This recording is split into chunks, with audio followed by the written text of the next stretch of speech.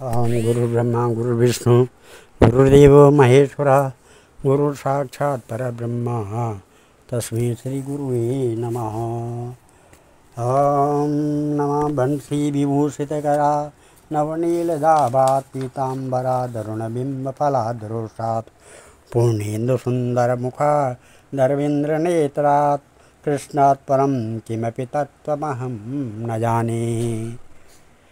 निगमकल्पतरोर्गलितं फलं शुकमुखाद्रव अमृतसंयुतं पिबत भागवतं रसमालया मुहुरहो रसिका भूरि भावुका।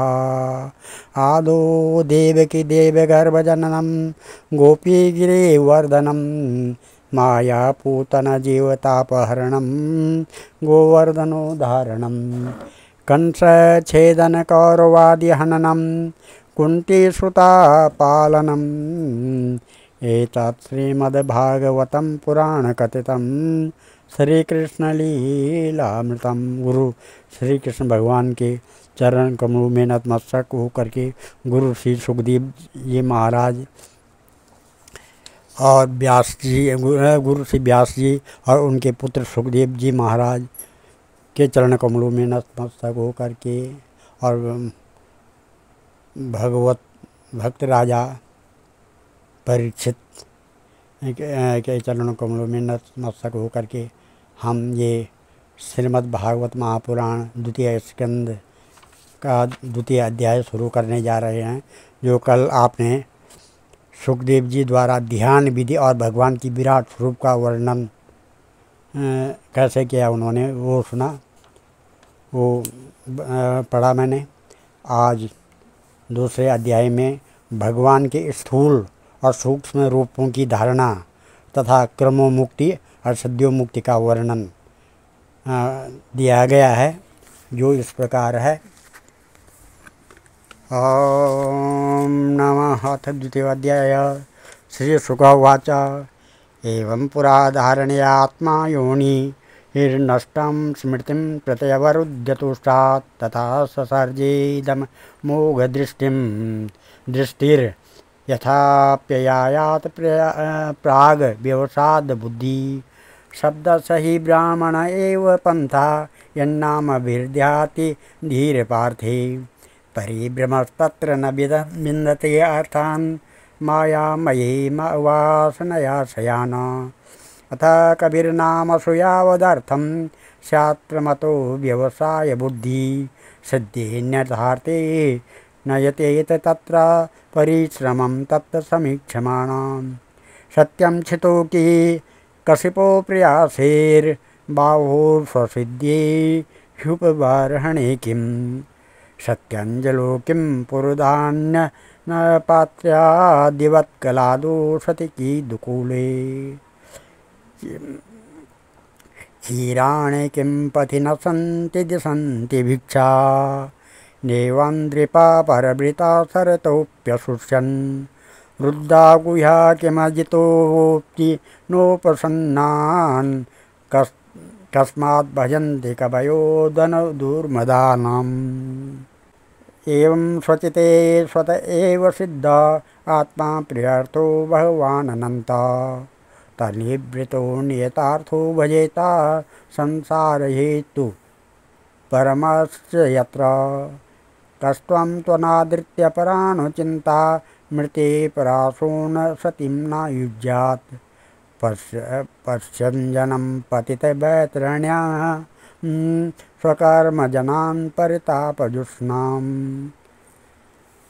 श्री सुखदेव जी कहते हैं, सृष्टि के प्रारंभ में ब्रह्मा जी ने इस धारणा के द्वारा प्रसन्न हुए भगवान से यह सृष्टि विषयक स्मृति प्राप्त की थी, जो पहले प्रलय काल में विलुप्त हो गई थी।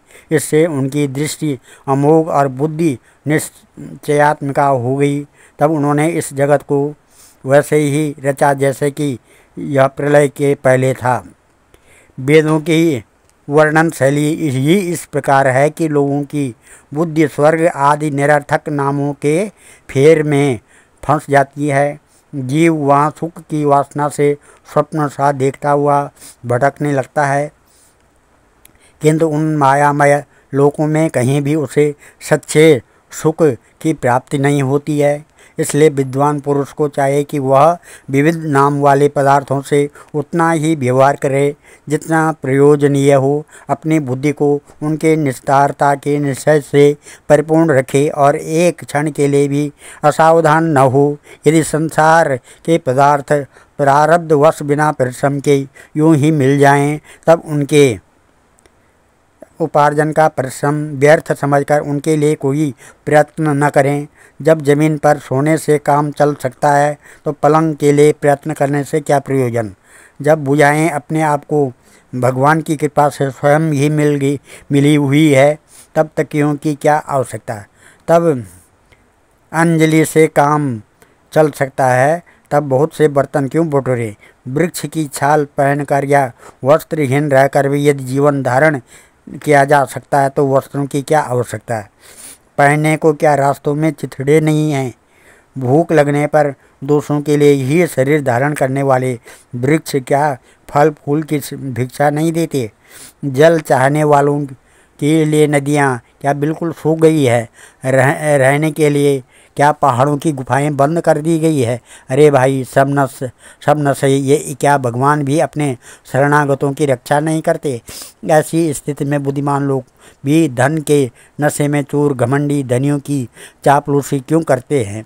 इस प्रकार विरक्त हो जाने पर अपने हृदय में नित्य विराजमान स्वतः सिद्ध आत्मस्वरूप परम प्रियतम परम सत्य जो अनंत भगवान हैं, बड़े प्रेम और आनंद से दृढ़ निश्चय करके उन्हीं का भजन करें, क्योंकि उनके भजन से जन्म मृत्यु के चक्कर में डालने वाले अज्ञान का नाश हो जाता है। पशुओं की बात तो अलग है, परंतु मनुष्यों में भला ऐसा कौन है जो लोगों को इस संसार रूप वैतरणी नदी में गिरकर अपने कर्मजन्य दुखों को भोगते हुए देखकर भी भगवान का मंगलमय चिंतन नहीं करेगा। इन असत विषय भोगों में ही अपने चित्त को भटका देगा। केचित् स्वदेहांतर हृदयावकाशे प्रादेश मात्रम पुरुषम वसंतम चतुर्भुजम कंजर थांगशंखं गदाधरं धारणया स्मरन्ति प्रसन्नवक्त्रं नलिनायते क्षणं कदम्ब किञ्जल्कपिशङ्गवाससं लसन्महारं त्रैहिरण्यमायाङ्गदं स्फुरन्महारत्नकिरीटकुण्डलम् उन्निद्रहृत्पङ्कजकर्णिकालये योगीश्वरास्तथा पितपादपल्लवम् श्रीलक्ष्मणं कौस्तुभरत्नकन्दरम् अम्लानलक्ष्म्या वनमालयाचितं विभूषितं मेखलयाङ्गुलीलिकेर्महाधनेनूपुरकङ्गणादिभिः स्निग्धमलाङ्गुकुञ्जितनीलकुन्तलेर्विरोचमानानहासपेशलम् आदीनलीला हसते क्षणोलसाद् भ्रूभंग संसूचित भूर्यानुग्रहम्।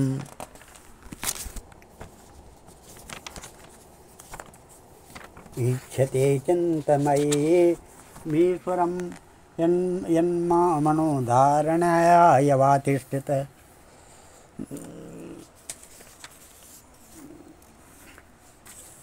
एकैकशो अङ्गानि दियानुभावयेत् पादादियावाद्वसितं गदावृता जितं स्थानमपूय धारयेत् परं परं शुध्यति धीर्यथा यथा।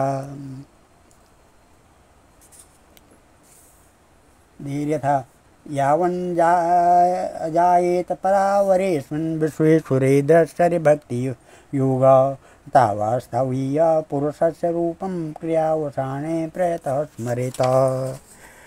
कोई साधक अपने शरीर के भीतर हृदयाकाश में विराजमान भगवान के प्रादेश मात्र स्वरूप की धारणा करते हैं। वे ऐसा ध्यान करते हैं कि भगवान की चार भुजाओं में शंख चक्र गदा और पद्म हैं। उनके मुख पर प्रसन्नता झलक रही है। कमल के समान विशाल और कोमल नेत्र हैं। कदम्ब के पुष्प की केसर के समान पीला वस्त्र धारण किए हुए हैं। भुजाओं में श्रेष्ठ रत्नों से जड़े हुए सोने के बाजूबंद शोभायमान हैं। सिर पर बड़ा ही सुंदर मुकुट और कानों में कुंडल है, जिनमें जड़े हुए बहुमूल्य रत्न जगमगा रहे हैं। उनके चरण कमल योगेश्वरों के लिए खिले हुए हृदय कमल की कर्णिका पर विराजित हैं। उनके हृदय पर श्रीवत्स चिन्ह एक सुनहरी रेखा है। गले में कौस्तुभ मणि लटक रही है। वक्षस्थल कभी न कुमलाने वाली बनमाला से घिरा हुआ है। वे कमर में करधनी, अंगुलियों में बहुमूल्य अंगूठी, चरणों में नूपुर और हाथों में कंगन आदि आभूषण धारण किए हुए हैं। उनके बालों की लटें बहुत की चिकनी, निर्मल, घुंघराली और नीली है। उनका मुख कमल मंद मंद मुस्कान से खिल रहा है। लीलापूर्ण उन्मत्त हास्य और चितवन शोभायमान भुवों के द्वारा वे भक्तजनों पर अनंत अनुग्रह की वर्षा कर रहे हैं। जब तक मन इस धारणा के द्वारा स्थिर न हो जाए, तब तक बार बार इन चिंतन स्वरूप भगवान को देखते रहने की चेष्टा करनी चाहिए।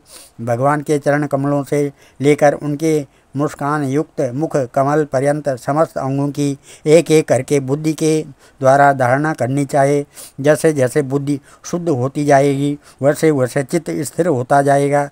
जब एक अंग का ध्यान ठीक होने लगे, तब उसे छोड़कर दूसरे अंग का ध्यान करना चाहिए।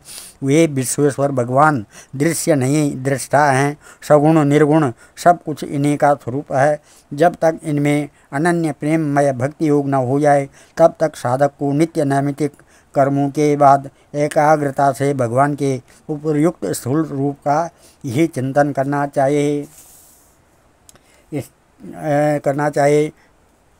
स्थिरं सुखं चासनमाश्रितो यति यदा ज्यासूरिममङ्गलोकां काले च देशे च मनो न संजयेत् प्राणान् नियच्छेन्मनसा जितासु मनः स्वबुद्ध्या मलया नितयं क्षेत्रज्ञ एतं निनयेत तमात्मनि आत्मानमात्मान्यवरुध्य धीरो लब्धोपशान्तिर्विरमेत कृत्यात् न यत्र कालो निमिषा परप्रभु कुतो न देवा जगता न ईश्वरे न यत्र सत्वं नु रजस्तमश्च न वे विकारो न महान् प्रधानम् परं पदं वैष्णवमाननन्तिं तद् यन्येत नेतीत्यदुत्सितशिक्षवा मृषिज्य दौरात्म्य मनन्यसौहृदा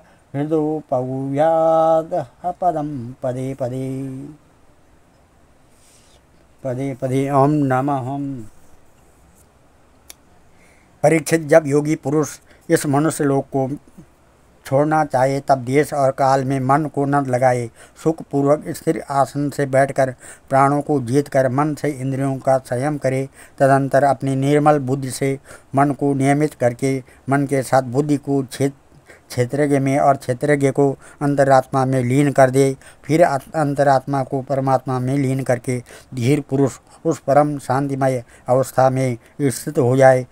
फिर उसके लिए कोई कर्तव्य शेष नहीं रहता। इस अवस्था में सत्वगुण भी नहीं है, फिर रजोगुण और तमोगुण तो बात ही क्या है। अहंकार महत्त्व प्रकृति का भी वहाँ अस्तित्व नहीं है। उस स्थिति में जब देवताओं के नियामक काल की भी दाल नहीं गलती, तब देवता और उनके अधीन रहने वाली प्राणी तो रह ही कर सकते हैं। योगी लोग यह नहीं इस प्रकार परमात्मा से भिन्न पदार्थों का त्याग करना चाहते हैं और शरीर तथा उसके संबंधी पदार्थों में आत्मबुद्धि का त्याग करके हृदय के द्वारा पद पद पर भगवान के जिस परम पूज्य स्वरूप का आलिंगन करते हुए अनन्य प्रेम से परिपूर्ण रहते हैं, वही भगवान विष्णु का परम पद है। इसी विषय में समस्त शास्त्रों की सम्मति है। इत्थं मुनिस्तु परमेद व्यवस्थितो विज्ञान दृग्वीर्य सुरन्दिताशया स्वपार्ष्णिना पीड्य मुगुदं ततो नीलं स्थानेषु खट्सून्नमये जितक्लमं नाभ्यं स्थितं हृदयरोप्य तस्मा दुदान गत्यो तं नयन्मुनिः ततोऽनुसन्धाय दिया मनस्वी स्वतालमूलं क्षणकर्यते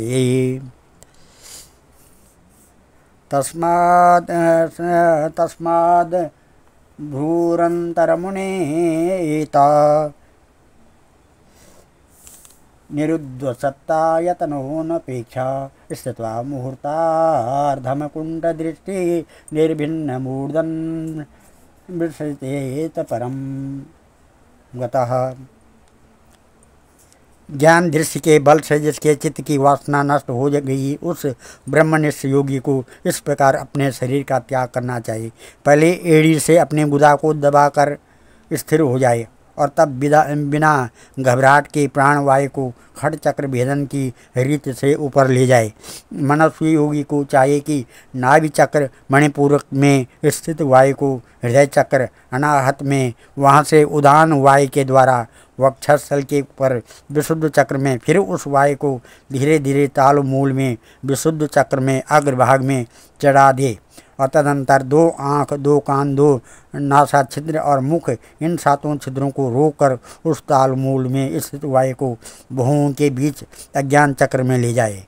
यदि किसी लोक में जाने की इच्छा न हो तो आधी घड़ी तक उस वायु को वहीं रोककर स्थिर लक्ष्य के साथ उसे सहस्त्रार में ले जाकर परमात्मा में स्थित हो जाए। इसके बाद ब्रह्मरंध्र का भेदन करके शरीर इंद्रियों को छोड़ दे।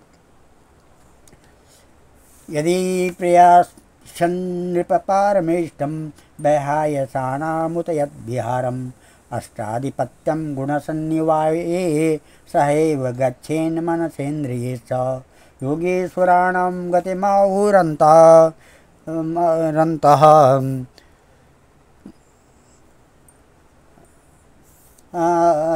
बहिर्त्रिलोक्या पवनान्तरात्मनां न कर्मभिस्तं गतिमाप्नुवन्ति विद्या तपो योग समाधिभाजं वैश्वानरं याति विहाय सा गता सुषुम्नया ब्रह्मपथेन शोचसा विधूतकल्मो कतहरेरुदस्तात् प्रयाति चक्रं नृपशुमारं तं विश्वनाभिं त्वति वर्त्य विष्णो रणीयसा विरजे नात्मनेका नमस्कृतं ब्रह्मविदामुपैति कल्पायुषो यद्विवुधारमन्ति अथो अनन्तस्य मुखानलेन दन्दयमानां न निरीक्ष्य विश्वं निर्याति सिद्धेश्वर जुष्टधिष्णया यद्द्वीपाराध्य तदुपारमेष्टं न यत्र शोको न जरा न मृत्युर्नातिर्न चोद्वेगहृते कुतश्चित् यच्चित्ततो यदा कृपया निदं विदां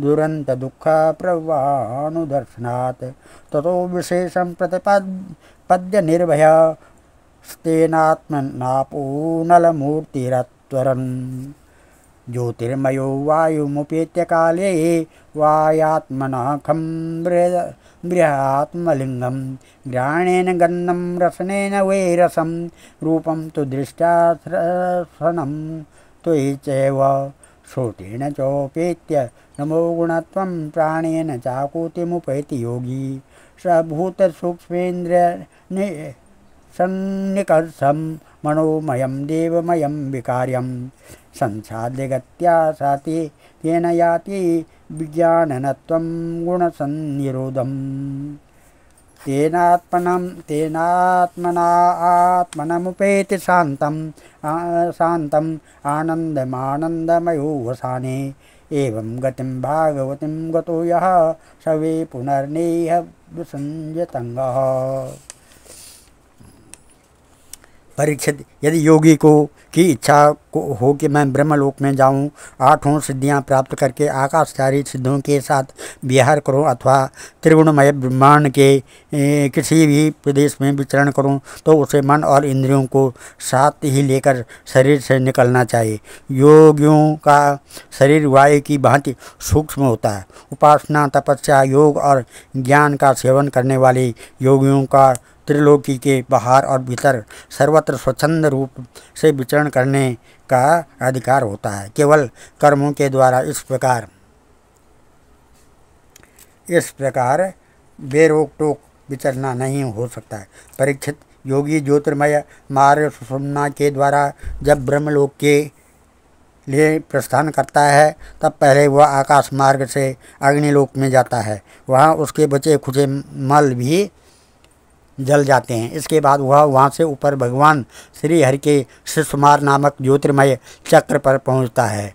भगवान विष्णु का यह शिशुमार चक्र विश्व ब्रह्मांड के भ्रमण का केंद्र है। उसका अतिक्रमण करके अत्यंत सूक्ष्म एवं निर्मल शरीर से वह अकेला ही महलोक में जाता है। वह लोक ब्रह्मवेताओं के द्वारा भी वंदित है। उसमें कल्प पर्यंत जीवित रहने वाले देवता विहार करते ही रहते हैं। फिर जब प्रलय काल का समय आता है तब नीचे के लोगों को शेष के मुख से निकली हुई आग के द्वारा भस्म होते देख वह ब्रह्मलोक में चला जाता है। जिस ब्रह्मलोक में बड़े बड़े सिद्धेश्वर विमानों पर निवास करते हैं उस ब्रह्मलोक की आयु ब्रह्मा की आयु के समान ही धूप परार्ध की है। ब्रह्मा वहाँ न शोक है, न दुख है, न बुढ़ापा है, न मृत्यु। फिर वहाँ किसी प्रकार का उद्वेग या भय तो हो ही नहीं सकता है। वहाँ यदि दुख है तो केवल एक बात का कि यही कि इस परम पद को न जानने वाले लोगों के जन्म मृत्युमय अत्यंत घोर संकटों को देखकर दयावश वहाँ के लोगों के मन में बड़ी व्यथा होती है। सत्यलोक में पहुंचने के पश्चात वह योगी निर्भय होकर अपने सूक्ष्म शरीर को पृथ्वी से मिला देता है और फिर उतावली न करते हुए 7 आवरणों का भेदन करता है। पृथ्वी रूप से जल को और जल रूप से अग्निमय आवरणों को प्राप्त होकर वह ज्योतिर्रूप से वायु रूप आवरण में आ जाता है और वहाँ से समय पर ब्रह्मा की अनंतता का बोध कराने वाले आकाश रूप आवरण को प्राप्त करता है। इस प्रकार स्थूल आवरणों को पार करते समय उसकी इंद्रियां भी अपने सूक्ष्म अधिष्ठान में लीन हो जाती है। घ्राणेन्द्रिय गंध तन्मात्रा में रस तन्मात्रा में नेत्र, रूप तन्मात्रा में त्वचा, स्पर्श तन्मात्रा में कान, शब्द तन्मात्रा में कर्मेंद्रिय अपनी अपनी क्रिया शक्ति में मिलकर अपने अपने सूक्ष्म स्वरूप को प्राप्त हो जाती है। इस प्रकार योगी पंचभूतों के स्थूल सूक्ष्म आवरणों को पार करके अहंकार में प्रवेश करता है। वहाँ सूक्ष्म भूतों को तामस अहंकार में, इंद्रियों को राजस अहंकार में तथा मन और इंद्रियों के अधिष्ठाता देवताओं को सात्विक अहंकार में लीन कर देता है। इसके बाद अहंकार के सहित लय रूप गति के द्वारा महतत्व में प्रवेश करके अंत में समस्त गुणों के लय स्थान प्रकृति रूप आवरण में जा मिलता है। परीक्षित, महाप्रलय के समय प्रकृति रूप आवरण का भी लय हो जाने पर वह योगी स्वयं आनंद स्वरूप होकर अपने उस निरावरण रूप से आनंद स्वरूप शांत परमात्मा को प्राप्त हो जाता है। जिसे इस भगवानमयी गति की प्राप्ति हो जाती है उसे फिर संसार में नहीं आना पड़ता है। परीक्षित, तुमने जो पूछा था उसके उत्तर में मैंने वेदोक्त द्विविध सनातन मार्ग सद्यो मुक्ति और क्रम मुक्ति का तुमसे वर्णन किया। पहले ब्रह्मा जी ने भगवान वासुदेव की आराधना करके उनसे जब प्रश्न किया था तब उन्होंने उत्तर में इन्हीं दोनों मार्गों की बात ब्रह्मा जी से कही थी।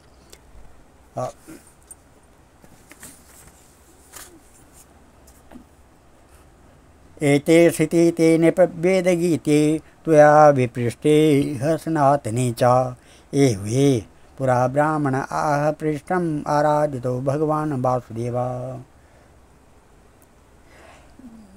न यातोन्य शिवा पंथा विशता संसता ब्रव्या वासुदेवा भगवती भक्ति योगो यतो भवेत्। भगवान ब्रह्म कात्सारेण तिरुन्वीक्षा मनीषया तदध्यावश्यत्कूटस्थो रतिरात्मन् यतो भवेत्। भगवान सर्वभूतेषु लक्ष्य च स्वात्मना हरि दृश्येर बुद्ध्या दिभिर्दृष्टा लक्षणेरनुमापके। तस्मात् सर्वात्मना राजन् हरि सर्वत्र सर्वदा श्रोतव्य कीर्तितव्य स्मर्तव्य भगवान नृणाम्। पिबन्ते ये भगवता आत्मना सतां कथामृतं श्रवणपुटेषु संवृतं। पुनन्ति ते विषयविदूषिताशयं व्रजन्ति तच्चरणसरोरुहान्तिकम्। संसार चक्र में पड़े हुए मनुष्य के लिए जिस साधन के द्वारा उसे भगवान श्री कृष्ण की अनन्य प्रेममयी भक्ति प्राप्त हो जाए, उसके अतिरिक्त और कोई भी कल्याणकारी मार्ग नहीं है। भगवान ब्रह्मा ने एकाग्र चित्त से सारे वेदों का 3 बार अनुशीलन करके अध्ययन करके अपनी बुद्धि से यही निश्चय किया कि जिससे सर्वात्मा भगवान श्री कृष्ण के प्रति अनन्य प्रेम प्राप्त हो, वही सर्वश्रेष्ठ धर्म है। समस्त चर अचर प्राणियों में उनके आत्मस्वरूप से भगवान श्री कृष्ण ही लक्षित होते हैं, क्योंकि वे बुद्धि आदि दृश्य पदार्थ उनका अनुमान करने वाले लक्षण हैं। वे इन सब के साक्षी एकमात्र दृष्टा हैं। परीक्षित, इसलिए मनुष्यों को चाहिए कि सब समय और सभी स्थितियों में अपनी संपूर्ण शक्ति से भगवान श्री हरि का ही श्रवण कीर्तन और स्मरण करें। राजन, संत पुरुष आत्मस्वरूप भगवान की कथा का मधुर अमृत बांटते ही रहते हैं। जो अपने कान के दोनों में भर भर कर उनका पान करते हैं, उनके हृदय से विषयों का विषैला प्रभाव जाता रहता है, वह शुद्ध हो जाता है और वे भगवान श्री कृष्ण के चरण कमलों की सानिध्य को प्राप्त कर लेते हैं। और आज हम इस कथा को यहीं पर विराम देते हैं। कल श्रीमद् भागवत महापुराण द्वितीय स्कंद के 3 अध्याय को पढ़ेंगे, जिसमें कामनाओं के अनुसार विभिन्न देवताओं की उपासना तथा भगवत भक्ति के प्राधान्य का निरूपण दिया गया है। ओम मंगलम भगवान विष्णु मंगलम गरुड़ध्वजा मंगलम पुंडरीकाक्षा मंगलाय तनो हरि मंगलम भगवान शंभु मंगलम वृषभध्वजा मंगलम पार्वतीनाथ मंगलाय शिव शंकर। ओम सर्वमंगल मांगल्ये शिवे सर्वार्थ साधके शरणे त्र्यंबके गौरी नारायणी नमस्तुते। बंसी विभूषितकरा नवनीलदाबात्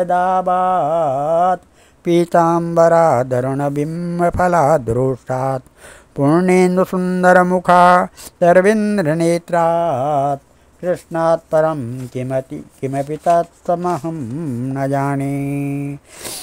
श्रीकृष्ण गोविंद हरे मुरारे हे नाथ नारायण वासुदेवा। हे नाथ नारायण वासुदेवा। हे नाथ नारायण वासुदेवा। जो इस अध्याय को पढ़ता और सुनता है, उसके सारे कार्य सिद्ध हो जाते हैं। मन विचलित नहीं होता है, सभी कामों में मन लगता है। और इसके बाद हम श्रीमद्भागवत महापुराणे परमहंसायां सहितायां द्वितीय स्कंदे पुरुष संस्थान वर्णनम नाम द्वितीय अध्याय। मम पितृदेवता प्रसन्नता सिद्ध्यर्थम मम इष्ट देवता कुल देवता स्थान देवता ग्राम देवता मातृयाम कुल देवी देवता पितामही ग्राम कुल देवी देवता जन्मभूमि देवता कर्मभूमि देवता प्रसन्नता सिद्ध्यर्थम च नारायणम अर्पणमस्तु। ओम सर्वे भवन्तु सुखिनः सर्वे सन्तु निरामया सर्वे भद्राणि पश्यन्तु मां कश्चित् दुःख भाग् भवेत्। धन्यवाद।